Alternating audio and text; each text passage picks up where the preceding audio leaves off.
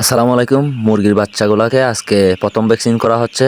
বিশেষ করে আমরা 5 দিন বয়সে প্রথম ভ্যাকসিন দিই, আবার কামারে বাচ্চা আনার পর দিন জিরো ভ্যাকসিন করি। অর্থাৎ মুরগির বাচ্চার বয়স 5 দিন হলে আমরা রানীক্ষেতের ভ্যাকসিন করি। স্ক্রিনে দেখতে পাচ্ছেন IB+ND, এই ভ্যাকসিনটা আমরা করি। এইটা দোকানে গেলে আপনি 500 পিসেরও পাবেন, আবার 1000 পিসেরও পাবেন। যেহেতু আমাদের এখানে বাচ্চা বেশি, এই জন্য আমরা সবসময় 1000 ডোজের গুলোই আনি।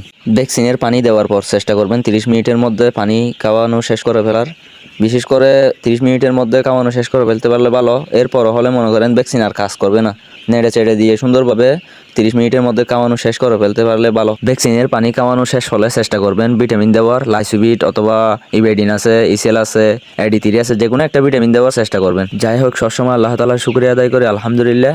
নতুন আরেকটা ভিডিও নিয়ে দেখা হবে ইনশাল্লাহ। সবাই সুস্থ থাকবেন, ভালো থাকবেন। আমার রিলেটিভ সব ধরনের ভিডিও পেতে শৌকত এগ্রো ফার্মিং পেজটি ফলো দিয়ে পাশে থাকবেন। তো আমাদের জন্য দোয়া করবেন। আসসালামু আলাইকুম ওয়া রাহমাতুল্লাহ।